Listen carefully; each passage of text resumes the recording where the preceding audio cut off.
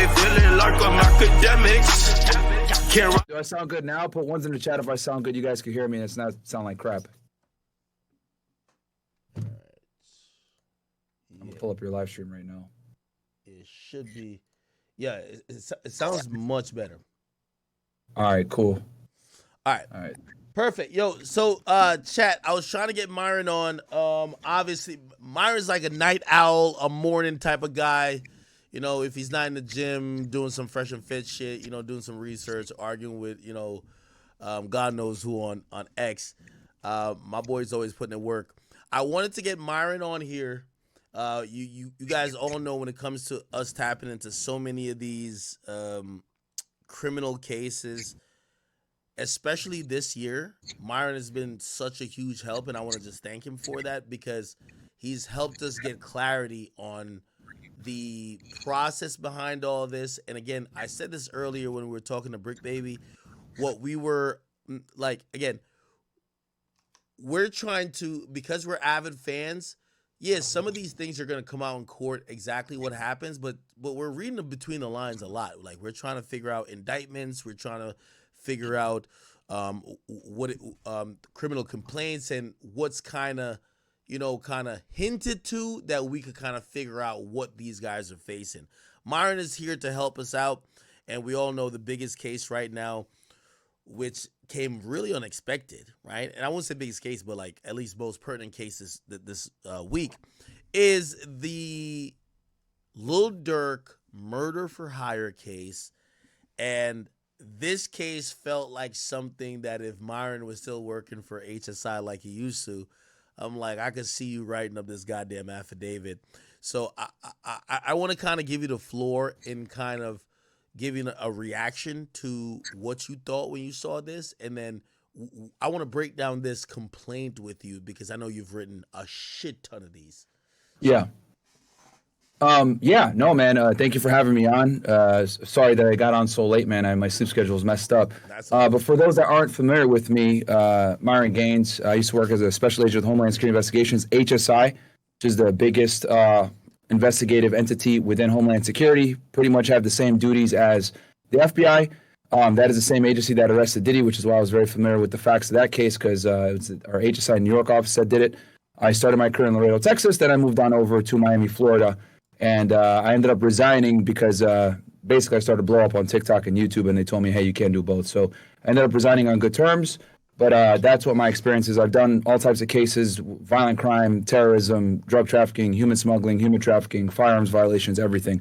I actually did do a murder for hire investigation before, too. Have you? So I'm pretty familiar with these types of charges in this case as well. So that's kind of just the background on what I used to do. So people that aren't familiar with me, it's not just me yelling at stupid girls on Fresh and Fit. I did used to actually do this stuff when I was on the job. I got a couple directors awards, etc.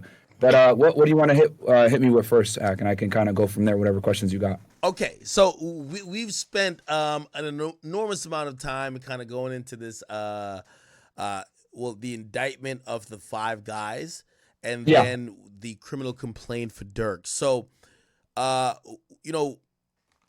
feel like this might even be too much just to do within one stream, but what we definitely want to get accomplished today is understanding why Durk got locked up. So here's what I'm going to throw to you. Okay, I get on stream. Everyone's like, yo, you got to go see this. Some of the OTF guys, they got locked up for Lil Pob's murder. Lil Pob is the cousin of Quando Rondo. Yep. These are OTF guys. When I seen it, I said, well, okay, no one that we really know. We did know OTF Didi, but no extra big name, right? While that's happening, we're covering the indictment. It's kind of like saying some stuff. There's 5 co-conspirators in there. Co-conspirator 1 who made the hit, or not made the hit, but he put the bounty on people's heads. Co-conspirator 2 is a guy who is a shooter and was a recipient of the orders and was really integral, but he's not named, but he's co-conspirator 2. Conspirator 3 is the guy, he's using the OTF credit card. He's booking flights. He's booking hotels. That seems like a booker. Co-conspirator 4 is someone who gave the drop. They're the one who called in and said, yo, Quando Rondo is staying at this hotel. If you guys want to come get him, This is where he's gonna be. And then co-conspirator 5 is a little bit more hazy, but they're the one who gave instructions to co-conspirator 2 to go to a specific place that they could be a part of this. And that's all we know. Anyway, all that happens. We're reviewing all that. And around 8 p.m., now that we find out, Lil Durk was taken into custody around or near what we believe is the Opa-locka Executive Airport. Supposedly, he was going to board a private jet that was scheduled to leave the Miami-Dade area at 9 p.m., and it was headed a one-way to Italy. Yep. He was locked up. He then was put in Broward County Jail, showed up to court the next day, and what was then unveiled was what's seen as, and again, I have it up here on my screen. I don't know if you have all the documents. I should have forwarded you everything. No, I got everything in front of me. You're good. I'm looking at the complaint. I'm pulling up the indictment right now. Perfect. Says criminal complaint by telephone or other reliable electronic means.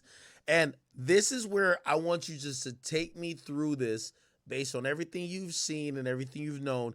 This is your wheelhouse. You've worked this as an agent. You've seen this come by your desk a million times. You've written criminal complaints. What are we looking at here? Give us a perspective from an agent. All right. So I'll kind of go through this, like what I predict went down as to why this case is a bit discombobulated, right? So at first, the indictment comes out and 5 OTF guys are indicted and charged, right? Simultaneously, there were also search warrants done at the same time, right, in Chicago. And these guys got arrested. So it looks to me as it's the FBI out of Los Angeles that's running this case in coordination with FBI Chicago as well as FBI Miami, given where Durk was at. So when they executed these search warrants and arrest warrants, they probably had enough to get Durk. But what I anticipate was they were going to pick up these 5 guys, let them stew in jail, flip one of them, build a stronger case against Durk, and then indict him later, which is why he wasn't on the original indictment with grand jury. Wait. However, say that one more time. Say that one more time. So what I anticipate is that they did the search warrants, and their strategy was probably to pick these guys up, these 5 individuals, arrest them, and get one of them, if not all of them, to turn against Durk, and then indict Durk later on in what's called a superseding indictment. Ooh. Right? So you believe that they were probably looking for maybe a cooperator or another one, because they might have one already, right? Yeah. Because when you go as someone that has the means and the resources to fight against you, right, in court, you want to make sure that you have your T's crossed and your I's dotted, because the thing is, you can't take his money away because his money is legit. You can't seize his funds. So, he's made his money legitimately through music. So you're not going to be able to kind of starve him financially that way of a legal team. So, all right, this is obviously a high priority target. Let's get as many sources as we can before we come at him and indict him. However, what they didn't anticipate was him trying to flee, right? So I'm pretty confident. I mean, for me reading the affidavit, I mean, it was like, it made everything made sense. Because when I looked at the indictment, right, because first the news came out that Durk was arrested. Then I was like, okay. Then I opened up the indictment and I looked, wait, he's not charged here. What the fuck? So I was like, they're either holding him on a state charge or they're trying to file a criminal complaint when they blocked him up. Then when I read the criminal complaint, I was like, okay, now I know why they did this. They basically, what happened was, and it says here, criminal complaint by telephone or other reliable electronic means. What that basically means is the agent wrote the affidavit and he FaceTimed the judge. And the judge signed it through FaceTime. I've done this myself before. Wait, FaceTime the judge or a regular call? You got to break this down very, very, because we have no idea of this process. How does this work? Like, so just walk us through this. Because I was also thinking, remember, the details come out that there's 3 international flights, right? That they're working with the border and customs patrol people, and they're like, hey, Durk is on the manifest for 3 flights out of the country. One's going to Switzerland, One's going to Dubai, and by the way, the Switzerland one was going to stop in Jersey. The Dubai one was going to stop in Qatar, and then the third one was a straight flight via private jet to Italy. How, like, again, they don't know what he's going to get on. I'm guessing he maybe booked flights for a different, like, you know, to kind of like fake people out or whatever the case is. How do you make this call to a judge to get this? Like, break it down. So let me put myself in the case agent's shoes. It looks like it's a chick here, Sarah from the Cora Karan, Special Agent FBI. So she's probably assigned, well, she actually is assigned. I read her bio here. She's assigned to FBI LA and the Violent Crimes Task Force, right? Ooh, okay. So, which every FBI field office has a group called Safe Streets Task Force, Violent Crimes. They do bank robberies, gang shit, RICOs like this, etc. Right? So she's in this squad, right? So she's a case agent on this. She probably been investigating this for what looks like a year and a half, 2 years, whatever it may be, right? So she goes ahead and she probably gets a phone call, or she has somebody that will, okay, let's go through this. These violent crime task forces typically have law enforcement officers from other agencies, okay? And a lot of the times, HSI and or Customs is on these task forces because the FBI doesn't have really customs authority like that and immigration authority, right? They have it, but it's very watered down. So doesn't HSI have it though? You said FBI doesn't have it. HSI does have it. Okay. So when you're on these task forces, right? She probably put a hit on Durk so that if he ever tries to leave the country, she'll get notified, right? That's why if you look at the complaint, it says CBP databases, Customs and Border Protection. So she got notified that he booked flights and that he was intending to leave. When she got this hit, she was like, oh, shit. Go ahead. And I know I'm probably slowing down you with the explanation, but, you know, we're also mirroring it to Diddy because we've heard this narrative. Diddy should have ran. Diddy should have done this. He should have got out of Dodge. Do you believe that maybe similar? Because they look like they were aware of this. It's not like they were like, oh, where did he go? They were aware of this more than just like tailing him physically. They knew that he booked these flights. Do you think that they probably had some sort of the similar, you know, kind of surveillance on Diddy where like if he ever planned to fly out, like while they were about to indict, they would be like, hey, we're going to hit him with a complaint. Sorry. Yeah, 100% because HSI controls the ports. So if you try to leave, that's the worst agency to try to run from because they know everyone coming in and out of the country because that falls under immigration. Now, the FBI doesn't have access to these CBP databases that they're talking about, but they definitely have task force officers a lot of the time assigned to their units, and they can put text hits on people as well to try to like figure this stuff out. So the point I'm trying to make here is that when he was trying to leave, they knew that he was going to leave, even though he booked multiple flights. So as soon as she got the notification that he was trying to leave, this is why she called her AUSA. This is what she did. She gets the hit that he's going to leave. She calls her prosecutor. Hey, AUSA XYZ, my Durk is trying to run. Wait. Just give me 1 second. Hey, chat. What are you saying about Myron's mic? Because I could hear him. For whatever reason, they feel it's not clear. It's not clear. All right, let me see here. Because you can hear me clearly, right? No, I can hear you, but I feel like they're saying it's either, I don't know if it's peaked or like it's, how can I describe it? Yeah, let me go check here real fast. Yeah, because I've definitely heard you and you're much clearer before. Like I hear you definitely. Okay, I got input and output correct. I'm looking at the sound. Is there certain settings you want me to put here? I got it. It's noise suppression, standard, none, crisp. I ain't gonna lie. I have no idea. Someone said like, oh, you're too loud through your input. So like it's coming over as if you're peaking, right? So it comes. Let me bring the volume down more. Does that sound better now, chat? Oh yeah, 100%. Give me ones if that sounds better, chat. Oh no, that sounds like a million times better. It does? Okay. Yeah. Like, yeah, that sounds like all right. Yeah, because you were peaking so much, I had to turn you down on my end. Okay. Yeah, bro, you should just told me right away, man. I turned it down. Yeah, chat. Give me ones if this is good now. Yeah. Give me one. It's good. I'm trying to look at your chat to see if Yeah, no, is everyone's I'm like gonna it. talk Yeah, about next. yeah, yeah. It sounds way better. Yeah. Okay. Yeah, there you go. We got a couple audio engineers saying the mid is high. Okay. No, no, All no. right. We're rocking though. Awesome. We're rocking. Good. All right. Perfect. Chat. Sorry for the little, snafu. But okay, perfect. So All right. keep it going. I don't know where you were in your train Yeah, of thought. I we're talking apologize. about. So let me go. I'll summarize real quick so everybody hears what we were talking about. So okay, so she obviously has an open case against OTF, right?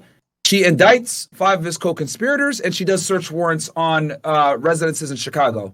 Durk gets notice of this, and he tries to flee. When he books his tickets, she gets a hit through CBP databases, which the CBP databases show anytime you have a record on somebody that they're trying to leave. When she gets that record hit that he's trying to leave through probably a task force officer or someone else that works over at CBP or has access to this stuff, it could be CBP or HSI, right? Because these state street task forces almost always have a representative from these customs agencies, right? She calls the AUSA, the federal prosecutor.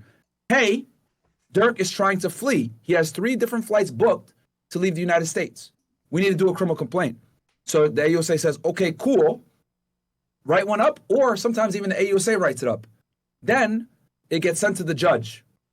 The agent calls the judge with the affidavit in front of him, right? The judge reads the affidavit, and then the judge asks, hey, is everything here true and correct to the best of your knowledge? Raise your right hand up. Yes, it is. Boom. She swears, the judge swears her in via FaceTime.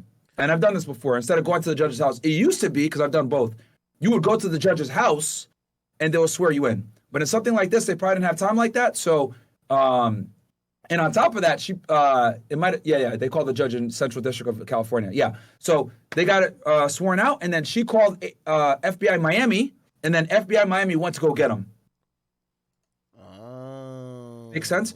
Because no, it does. So wait, how do they know which judge to call? So she has, the way it goes is this. Whenever you have a situation like this where you need an emergency warrant, whether it's a search warrant or criminal complaint, etc., there's something called the duty magistrate judge, right? And that means they're on call. They're the ones that do the initial appearances for that week. So she called her AUSA that she's been doing this case with. That AUSA called the duty magistrate, and then the duty magistrate is the one that answers the phone call, and so that the agent can get a hold of them so they can go ahead and get this warrant signed because of obviously the circumstances. So that's kind of how it goes. And the whole concept of duty, if you want me to explain this, I can explain it real quick. So like typically there's always going to be an AUSA that's the duty AUSA, an agent that's the duty agent, and then a duty judge. And what that means is they kind of take turns every week where they're the person that's on call fielding anything that happens off business hours.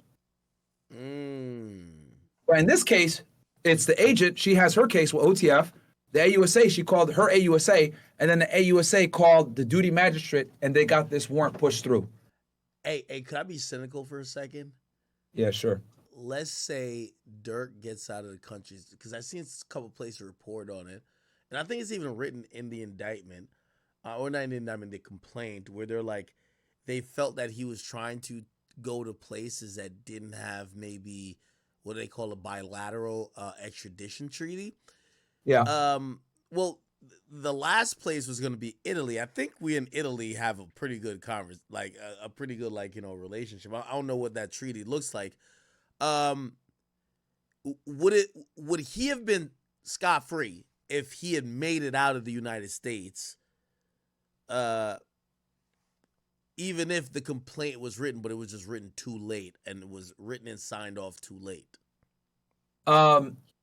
It would have been a little bit easier for him because, you would have to go through something called an MLAT, which whenever you have someone that's in a foreign country, for them to arrest them and then extradite them back. But there's a high likelihood he would have probably at least been detained in one of these countries had, the FBI reached out to them, because the FBI has attachés all over the world. So they'll hit up their representative in that foreign country, which in Italy probably will be Rome or, Naples, something like that. And then that agent will coordinate with the local police in that jurisdiction to go get the guy and pick him up under some type of Italian law that allows them to hold suspects of crimes from other countries. Okay. Makes sense. Yeah, Okay. every big agency, whether it's HSI, DEA, FBI, etc., they have legal attaches all over the world, and those attaches jobs are literally to be almost like the coordinator and the middleman for American law enforcement to get a hold of the foreign law enforcement. So I'll give you an example. I had a case one time that was like dealing with Canada, China, and Sri Lanka, right? So I would contact an agent that was based in that region. Hey, I need help, or I need access to these police reports from this country. He would go ahead and coordinate with his counterparts, his law enforcement counterparts in said country, and then get me what I needed. Wow. Hey, so okay, all right. Now, what are we expecting? So first of all, he was held in Broward. Now he's in FDC Miami. He waved something called identity hearing. I don't know what that is, but I felt that was probably identity hearing is. It's identity hearing is when whenever you basically want to say like, oh, I'm not the person that y'all have in the arrest warrant. Oh, okay. I actually testified at one of these. So what? Because I remember, funny enough, I arrested a guy and he tried to say that he wasn't the same guy, and I knew he was going to try to do that bullshit. So I went ahead and I got his biometrics, his fingerprint stuff, and I brought it with me to court. And then he saw me there, and my AUSA told his defense attorney that, hey, the agent has the biometric stuff here. If you want to do this hearing, we can do it. And they waived it at the last second. But basically, it's kind of like it's to prove that you are the individual that's named in the said arrest warrant. So that's why he waived it, because he knew that they knew who he was. Yeah, it's Durk, right? Okay, so how does extradition works? We know the U.S. Marshals are gonna, kind of transport him to Cali. How does this work? How long does this process take? Again, he was in Broward County Jail. Then we heard he's in FDC Miami. We heard that hearing his waive. How long is it going to take for him to get to California? Realistic, what do you think? Well, there's no real urgency now, because one of the beauties of the federal system is they already went ahead and fulfilled their obligation to get him in front of a magistrate within 24 to 72 hours, right? So anytime you're arrested for a federal crime, they got to get you in front of a magistrate judge to hear the charges against you. And then, the judge gives you your amendment rights to not the fourth. Hey, you have the right to remain silent. Anything you say could be used against you. Blah blah blah. Right. And after that's done, the next thing a lot of the times is either an identity hearing, probable cause hearing, which he's actually entitled to a probable cause hearing because they filed a criminal complaint versus an indictment. If they file an indictment on you, you're not entitled to a probable cause hearing. But if they arrest you via criminal complaint like they did, he is entitled to a probable cause hearing, which is basically where they establish if there was enough PC in the criminal complaint to get him arrested in the first place, which in this case they have more than enough, but it's another kind of safeguard that they have in the system. So I predict he'll be in California by sometime next week, but there's no real rush to move him now because he did see a magistrate judge like he was supposed to. Now, the question then comes in for me, because the mere fact that they locked him up, they must have been working on a superseding indictment, which we don't know if a grand jury has, where they are in that deliberation process. Is it now under the gun for a superseding indictment to be presented when he gets to California, or no? Yeah. So what happened was they indicted him first, and then he tried to. They indicted his co-conspirators, and then he tried to run. Yeah. That forced them to go get a criminal complaint to go pick him up, right? And the reason why they did this is because the whole process I mentioned with you with like MLATs and reaching out to foreign countries against people, it's extremely cumbersome and annoying. So FBI said, fuck that. We're not going to let him go to another country and bring him back. We'd rather arrest him with an 80% sure case versus letting him escape. And now we have to go ahead and file MLATs and talk to attachés and all this other bullshit. Because I'll tell you this, man, I've extradited someone from a foreign country before, and it's not fun. It literally could take years sometimes, depending on the country and our relationship and geopolitical affairs going on. So they said, we'll roll the dice. We think we have enough to at least get him in, and we can build the case while he's in. But that's why they probably pulled the trigger and went ahead and just got him while they could. I think their original strategy was to bring the OTF members in, flip them, get one of them to cooperate, and then build a strong case against them. But they said, you know what, fuck it, we got enough. We'll just get him now. But as far as the superseding indictment, they're going to have to do one now because they arrested Durk on a criminal complaint. You can't, a criminal complaint is kind of, think of it like a Band-Aid. Like, it deals with the problem, but it's got to be elevated to an indictment at some point. And most jurisdictions give you about 10 to 14 days to indict. So what I predict is going to happen is they're going to file a superseding indictment, add Durk to the list, right? And then that way he'll be formally indicted, because everyone in the United States by law has to be indicted by a grand jury, especially at the federal level. So that's probably what's going to happen in this situation. And I predict that'll happen probably within the next 10 to 14 days. He's going to be added to that original indictment with the OTF members, and then they're going to push the case forward. Wow. And they're going to add any other evidence that they have on Durk to that indictment. Yeah. Or any other charges. Excuse me. Like, again, I actually think that they've been watching him for a while. And from what I've heard, there might be multiple other crimes. And I don't know if that's been in a grand jury process. I don't know if it will be ready for then. Because here's the thing. I think there's multiple other murders, multiple other attempted murders, and some other shit. I don't know if they'll be able to throw all that on him then. Okay. Okay. I agree with you. Actually, I agree with you on that. And that's why I don't think they originally indicted him up front, because they were trying to build a stronger case on Durk, and they wanted to get these guys in custody and see what they would cooperate with, because obviously they're looking at murder for hire, very serious charge. These dudes are like, a lot of these guys are looking at life. So if they could flip one or two of them and help them, solve other unsolved murders in Chicago or whatever it may be, they were looking to do that. But since Durk was trying to escape, that put them in a rock and a hard place, and they had to kind of they had to give in early, right? They kind of had to show their cards earlier than they anticipated. Okay, now I know you're very familiar with the agent level of this, but like you work hand in hand with the the AUSA or the USA attorney, depending on what you're doing. Why murder for hire as opposed to RICO? And then explain to us murder for hire, how it's seen in the federal case, because even today's stream, I had a theory. I said, this stream is going to be called How to Get Away with Murder for Hire.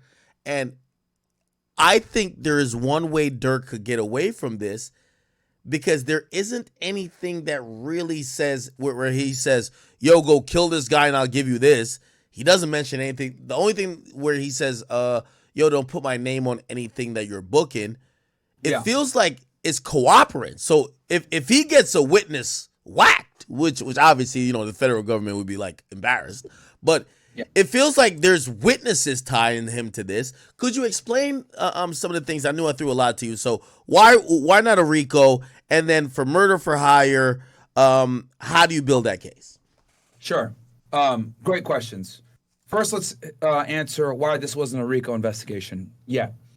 So RICO is difficult to build. And the reason why is because you need Department of Justice approval from headquarters to designate that organization under RICO, and it takes time, right? So I predict that they potentially wanted to go maybe a RICO route in the future, but you would need to prove, number one, that it's an enterprise, a criminal enterprise, and then number two, that they're committing crimes that are that are considered racketeering activity. This could be anything from drug trafficking to murder to extortion, etc. Can I ask you a question about RICO as well? Sure. And further, the organization is the key. But go ahead. Does RICO, like a racketeering charge, especially on the federal level, does it usually mean or suggest that there is a pattern, right? Because here it felt like this is an isolated incident. They do allege that they've used OTF to do things like this, but they don't have a list or a pattern, and maybe that's why it's not a RICO. Does that make sense? Yeah, no, that can absolutely be a part of it as well. Like, it could be where they suspect that members of OTF were involved in certain crimes, but they can't necessarily prove that there were OTF members that did said crimes, right? So that's why I think the strategy was to pick up his associates and be able to build a RICO case off of their testimony. But I think Durk tried to flee through a wrench and everything, and they kind of had to show their cards early. So I do think that a RICO was on the table for them, but the only thing they could prove right now is murder for hire. And they were going to use the murder for hire, bring these guys in, try to see what they can build, and try to build a stronger case upon that, and maybe indict other OTF members and build a RICO case. But I think the whole flea situation messed their stuff up. So let's speak about murder for hire. Yeah, sure. How is that seen? How do those investigations go forth? And your time as an agent, how do you normally even get the guy who's at the top who never pulled the trigger and probably has some level of separation? Yeah, good question. So I have done a murder for investigation case before. And, you know, it's a fairly clear-cut charge, right? Like, basically, if you facilitate the murdering of an individual while utilizing anything that affects interstate commerce, you could be charged federally. So in this case, we got many different things that give federal nexus. We got the credit cards, we got the flights, transport, you know, being individuals being transported interstate. We got the phones, we got the iClouds, we got all this different stuff that affects interstate commerce, which gives the feds jurisdiction, cell phone usage, etc. So as long as they can prove that you utilize any of these things in the commission of the murder, that gives them federal nexus to do it. And then the fact that they were traveling back and forth interstate, that's, you know, the easiest clear-cut version of this. Okay. It looked like LA homicide, the FBI and LAPD homicide worked this thing together. Okay, so how do you connect? Like for example, let's think about the details of the situation. 5 guys travel. Well, Durk also travels there, but he goes to do a podcast. He goes to do a podcast. These other guys, they go get 2 cars. One guy go gets like gloves and like, you know, ski mask. They stalk Quando Rondo, but Durk isn't there. Like, what's the key thing to tie it to someone of Durk's stature, right? Because people look at even like the Young Dolph stuff and say, well, it appears that if Big Jook was alive, y'all would have to charge him. And then people also thinking about, well, who knows? Like, maybe Gotti was whatever, but Gotti never got charged. How do you get the main guy? So typically when you're dealing with cases like this that are conspiracies and you have a higher level guy that wants to be completely out of the picture, you know, to absolve themselves of legal implication, you have to connect them through the money. The money almost always is the best way to connect people. That's how they were able to connect 6ix9ine in his case. That's how they were able to connect Casanova to a degree. So phone communication and money are the 2 biggest ones. And given the fact that, like, I mean, obviously it wasn't cheap to fly these guys out to LA and back and put them up in hotels and, you know, make this happen, rental cars, all that other stuff. I mean, that's how they were able to tie Young Thug in that RICO case, because for people that are unaware, like the guy that got killed, one of the main Blood Gang members that got killed, the rental car that was used to kill him was rented under Young Thug's name. So a lot of the times when you have higher level guys like this, they're almost never at the crime scene or pull the trigger themselves. Rather, they facilitate it through funding, through resources, etc. So in this case, what I predict is they're going to utilize Durk's financial aid, right, with some of the credit cards that were used to book hotels, the iClouds, the communications where he's saying, hey, don't put anything under my name. They're going to use that to show that he was involved in this conspiracy and trying to distance himself. And the fact that he tried to flee is absolutely going to be used against him as well. Yeah, the fleeing thing was a little bit odd to me. What that told me was that it's no way he was thinking he's only going to stand trial for this. It's like he felt that maybe that they had like a litany of charges, and it's one of those where it's like, yo, I'm not going to beat this shit, so let me just run. Yeah. I mean, yeah. And also, I think the other thing that might have spooked him was when they arrested those 5 guys, he was like, oh shit, these dudes have a lot of information. Like, they know all my dirty deeds. I got to get the fuck up out of here. Wow. In a situation like this, could we expect for Durk to get any type of bond? No. I mean, with Diddy, I was more confident that Diddy would get a bond than Durk just by how much his legal team was cooperating with the U.S. Attorney's Office. But what fucked Diddy up in his case was, so, okay, let's talk about bond real quick. When you go to a bond hearing, there's a couple of things that the government has to prove to keep you locked up. Number 1, you're a flight risk. Number 2, you're a danger to the community. Or number 3, which isn't as common but can happen, is you're going to hurt the integrity of the investigation and intimidate witnesses. In Diddy's case, he wasn't necessarily a flight risk because his team had been constantly letting the AUSA's office know where he was and cooperating. But what they got him on was a danger to community because they found a gun in one of his houses with the serial number scratched off, which is a crime. And then there was some information about his people contacting witnesses saying, hey, don't cooperate, it will pay you, etc. So that's why they ended up locking Diddy up, was because he was contacting witnesses and the gun with the scratched serial number, so they held him. In Durk's case, they're going to get him on all three. They're going to get him on danger to community because obviously this is a violent crime. They're going to get him on flight risk because he tried to flee when he was released. And then the third is there was some talk about him potentially telling people to shut the hell up and intimidating witnesses. So he actually covers all three. So this is going to be very easy for the government to justify and rationalize him being locked up regardless of whatever bail package he tries to come with. Because, I mean, hell, Diddy came with like a $50 million house and a bunch of other things he was willing to put up. Durk probably doesn't have that much to put up. And he's he checks the box for all the other issues that they have with flight risk and danger community. So there's no way. I don't see any way that he's going to be released on bond, especially since he tried to flee the country on 3 different flights. No way. I'd be shocked. Yeah, that is going to be really odd. Now, based on the indictment, and they're going to hold him until trial, bro. And him, since he's locked up, 9 out of 10 times when they hold you pending trial, most defendants push for a speedy trial. So that could maybe work in his favor because that's going to force the government to get ready within 60 to 70 days. But still, you know, they probably have it pretty iron shut because for them to go ahead and arrest his 5 homies first, one of them is going to flip. One of them will.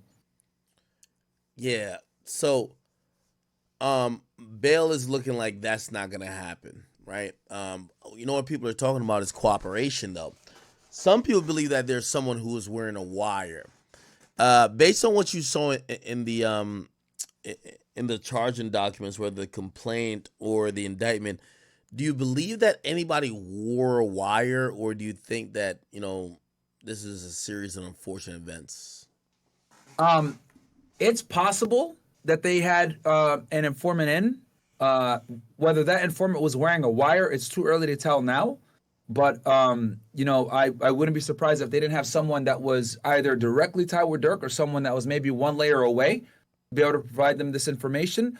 But from the evidence that I'm seeing right now in this criminal complaint, what they got, a lot of it is old-fashioned police work. Cameras, you know, looking at financial records with credit cards, hotel bookings,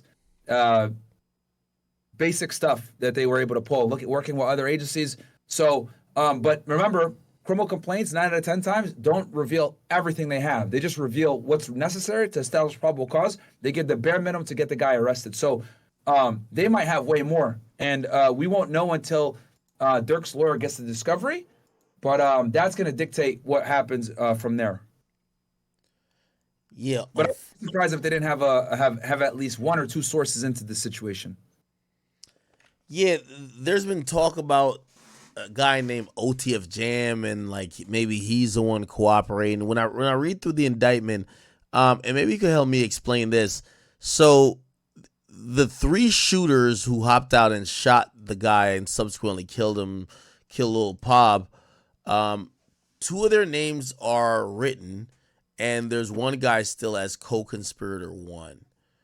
Does that mean he's like why would they lock up 2 guys and the other guy is not locked up, and they will list him as co-conspirator 2 if he's not telling?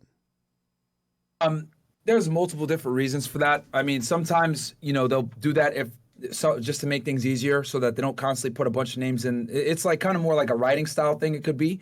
It could be because it's someone that hasn't been arrested yet. That could be a part of the reason why. It really depends on the situation. So, but it's scary. Do you believe there was a wire used in this situation or no? Like a wire or wiretap?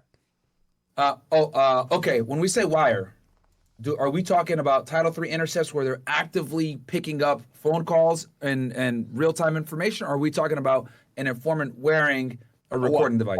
Second one. Okay. Someone wearing okay. It's possible. It's possible. They didn't refer to it in any of the. At least I didn't see anything in the criminal complaint about anybody wearing a wire. But they can absolutely have it. You know, they just didn't disclose it in the charging documents. But it's definitely possible that they had it. Or if not, you know, there's other times where, like, okay, so when I was an agent myself, right? Whenever I dealt with like violent cases like this, like where you have gang members and you know, there's always this fucking imminent threat of violence. A lot of the times, I wouldn't put my informant in with a wire unless like it was absolutely necessary. And the reason why is because I don't want my guy being nervous and scared and acting at a regular nature, you know, not acting regular, because they're gonna suspect him.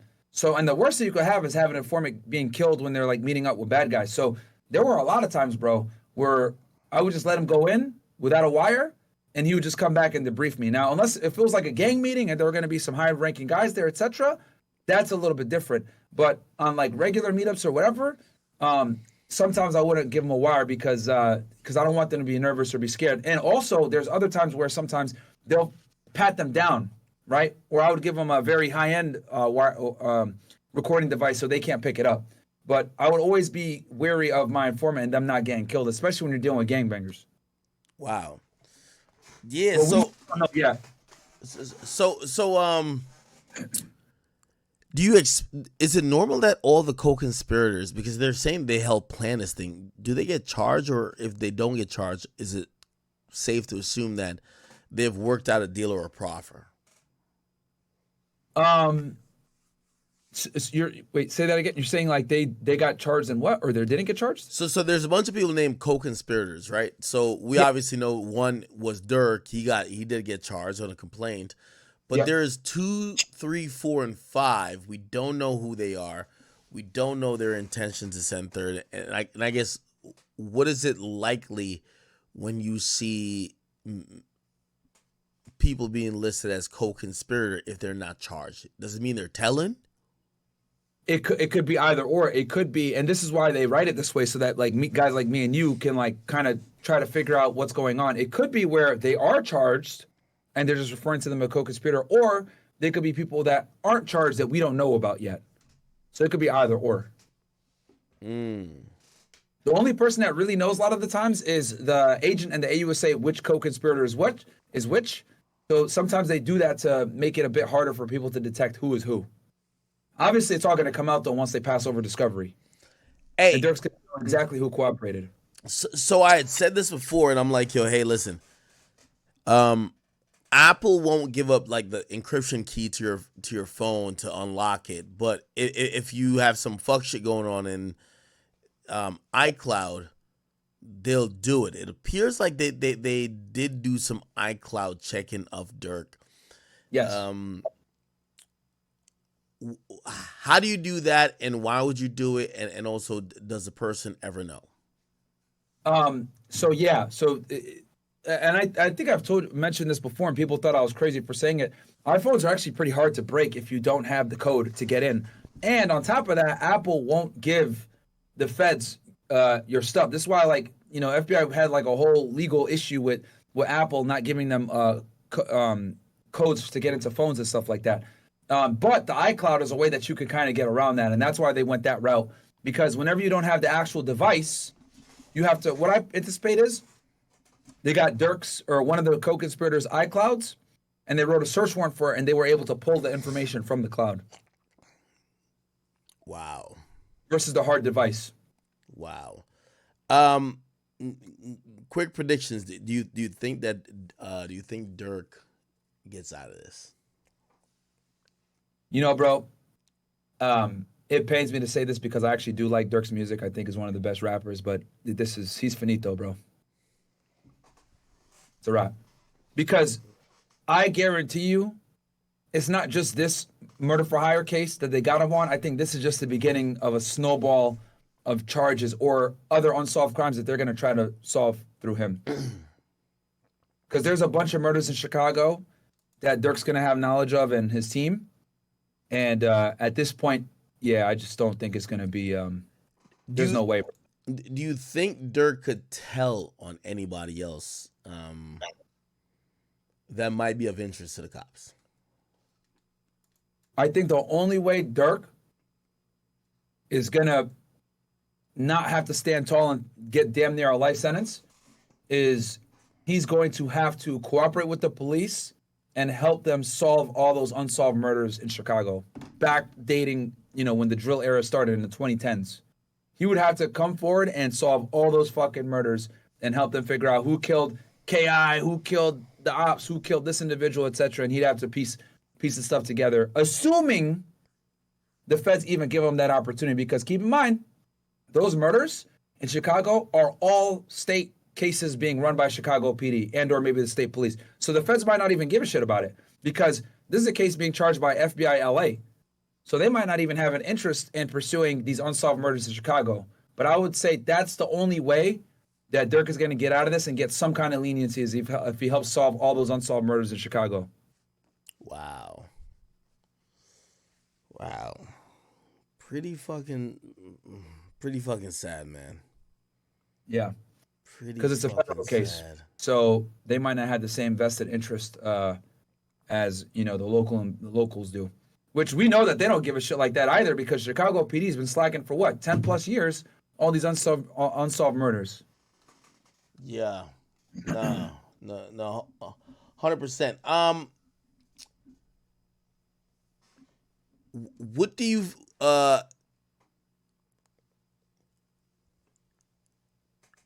what could you see, like, say the shooter, right? If he was cooperating, right? Yeah. Obviously it's in federal court, so now we're talking about 5K1 letters and shit like that.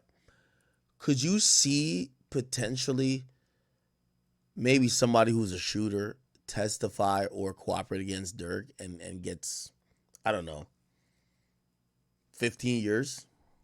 For sure. I think that's why they picked the 5 guys up first. I think that was their original strategy, was to flip one or two of them as a as a key witness. They get a better deal, and then Durk does the brunt of the time. Because what's going to happen here, whenever there's like the feds come after you, right, and they charge you, you get like different times based on being like the leader or organizer of an organization or of a criminal activity. So in this case, Durk was the top guy. Like, I guarantee you this FBI file, if we were to look at it, it probably is going to be reading like Durk Banks et al. So he's the file title, which means he's the main guy. Yeah. They picked up those 5 guys in anticipation of them cooperating, and then they would go ahead and get a better deal in exchange for bringing Durk forward, who's the leader organizer. But they didn't anticipate that he was going to try to run like he did. So that's why they had to go ahead and do a criminal complaint via telephone like you saw. Yeah, no. Hey, I'm going to be honest with you, man. This is so intriguing, but it's so shocking. How does the feds keep this, like, low? Well, I mean, it's the FBI. The FBI, as much as criticism as they get, they're pretty good from an operational security standpoint. They classify everything, which is comical because there's been times where I give them information and then I ask them for that information. They'll sit there and tell me that's classified. I'm like, what the fuck? I gave you that info. But they are pretty good at keeping things tight-lipped. Obviously they went ahead and did the Trump search warrant and all this other shit. So they do have fairly good operational security. But yeah, man, this is something that they've been doing now for a while, as you could see. As soon as King Von got killed, they probably opened up a case potentially, or if not, even before that, probably because the FBG Duck thing probably brought their attention to it as well. This agent probably worked very closely with the FBI field office out of Chicago that handled the Duck case. All right, I'm going to sound a little bit ignorant, but I'll ask.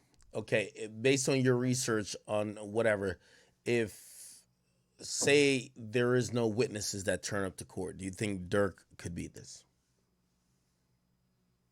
Okay, let's play that scenario. Let's assume that the 5 guys that got arrested all stand tall and say, no, I'm not fucking talking.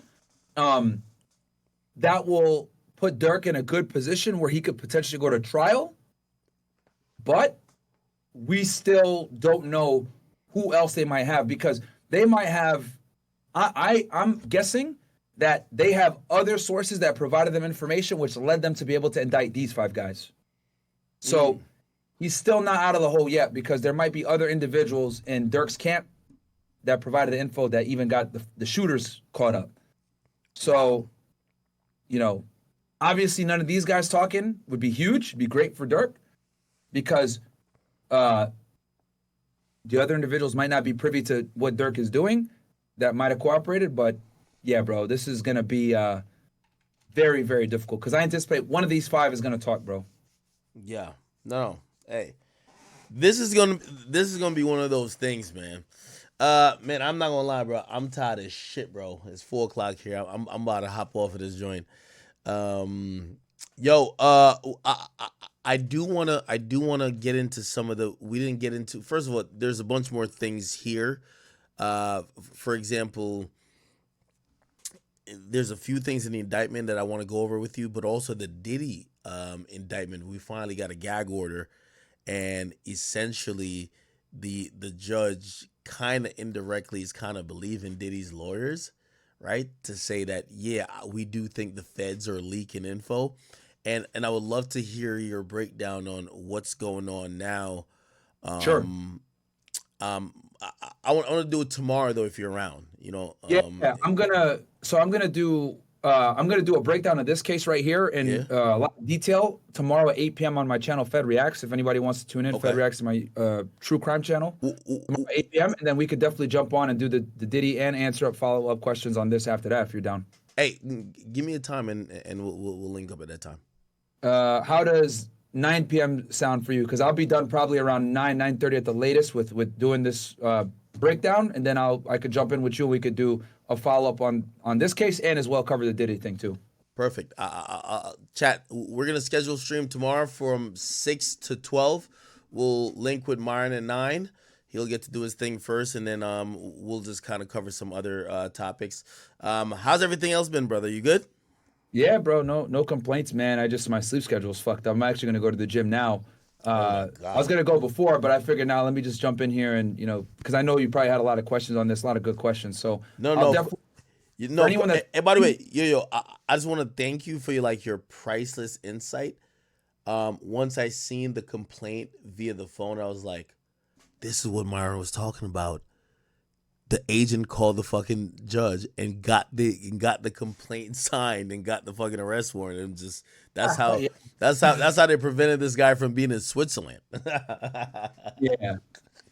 Yeah, no, and I'll there's some other stuff too that I didn't want to say on stream, but I'll tell you privately. Yeah. That I know that probably went down. But yeah, on that whole thing with the whole. No, of course. Listen, chat. I do want to thank y'all for. By the way, we had a wild ass stream today. We're at 6 hours and 30 minutes. I want to thank Myron again. Myron is just an invaluable person for I know y'all want me to talk about music. We haven't even talked about Uzi dropping or announcing EA2. We're going to talk about that tomorrow early on the stream, so I apologize for that. But Myron is a invaluable asset in being able to kind of break this down. I'm one of those people who like watching and getting every angle of what we're seeing because I feel like this is fucking surreal. This is the second biggest arrest this year, right? We have Diddy, then we have Durk, at least in the hip hop world. And we've already been sitting through this whole thing with Doug for 2 years. It's like, geez, what the hell more could happen? So it's kind of crazy, man. I appreciate, every time you hop on. And by the way, I do want everybody who's watching, all 25,000 people right now, please go support my guys over at Fresh and Fit. Also go support my guy, Myron, with Fed Reacts. He does an amazing job of giving a completely in-depth insight. So if you like what I do, you should like what he does. So make sure you go check out my guy as well, all right? I appreciate that, bro. I'll be on tomorrow at 8 p.m. breaking this case down from A to Z. And then when we hop on around 9 or 9:30, I'll be able to give you, I'll have even more insight on what's going on. And I'll look at developments and we could talk about that. And then we could talk about the Diddy thing. And yeah, man, we'll give the audience one of the best breakdowns on the internet, bro. Thank you for having me. All right, definitely, yo. Appreciate you, bro. All right, man. Take it easy, bro. All right. Yeah, chat. Not gonna lie, man. How did we get to 4 o'clock already? God damn it. Chat, I'm still behind on topics. God damn it. Even though I tried. I did the Diddy topic today. I gotta run. All right, so I'll take the Diddy topic off my list. The J-Man and Durk. I wanted to do a little bit more on J-Man and Durk, but I don't think it's that big of a deal. YSL mistrial. I know we touched on it before, but there's a whole real breakdown that I got to do on that. I know, yes, we're still covering music. Yes, we're going to get to EA. Yes, we're going to get to a little bit of Tyler. Tyler's dropping on Monday. We know it. Relax. We're going to talk about some sales. Yeet. Yeah, Yeet was the big debut. We're going to talk about 50 Cent's advice to Drake. We're a couple days late with that, but it's all good. I'm deleting this Caribou and Yachty stuff. Yo, Caribou, like, just check your ego. Apologize to Yachty. I don't give a fuck what y'all got going on. The Diddy Kids, I think we did that today. That's cool. We're going to have some fun topics that I'm going to get to early in the stream because I feel like this Durk thing, I know it's a huge topic. People care about it, but it consumes us because there's so many different angles to it. So I'm going to do, and if I don't do this tomorrow, I'm going to just take it off the list. I should have been done Cam and Mace versus LiAngelo Ball. Elon Musk, who, while he's trying to not necessarily campaign, he's been trying to go hard to get people to be involved in the voting process. He called Eminem a Diddy participant. We got to talk about that. I'll get the Cardi B and Offset thing off. XQC and Adept. We already talked about that already. We did have like two other fun topics, which was the Karina Cuff quitting OnlyFans at 60 million, and there was a kick streamer that did some dumb shit. Other than that, chat, we'll be back tomorrow. I'm thinking about 6. It might be a little bit earlier, but I think the later time is probably good for y'all right now. Chat, if you became a member today, I appreciate you guys. Thank you for all the donations. I know I watched a couple donations. I was not going to troll Myron, so stop it. I know someone sent in about $20 of me trying to like ask some gotcha question at Myron. Please stop. Other than that, I will see y'all tomorrow. Again, to wrap up this stream, the only way to get away with murder for hire, you gotta get the witness out of here. I'm not trying to encourage nothing, but if you wonder how Vaughn was alive or free after allegedly 7 bodies, even if there were witnesses, they didn't end up witnessing shit. That was the state, though. This is the feds. They're going to be guarding. First of all, they won't even tell you the name of some of these people. So they're guarding them with their life. So we'll see what happens. All right. Chat, I do love y'all. I appreciate y'all for rocking with me. I know y'all enjoyed some of the content we had earlier. Shout out to Wax. Shout out to Loose Cannon. Shout out to 600. Shout out to Brick Baby. It's the first time I've really had a conversation with him one-on-one. By the way, Brick, I do want to sit with you. Also, Sharp, shout out to you, bro. I want to sit with Sharp as well. Let me see what else. We dealt with the Tory thing. Oh, shout out to all my chat niggas, of course. We had Facts up in here. I don't know if Wale Intern was in here, but I think we had Akita up in here. Discord.gg/academics.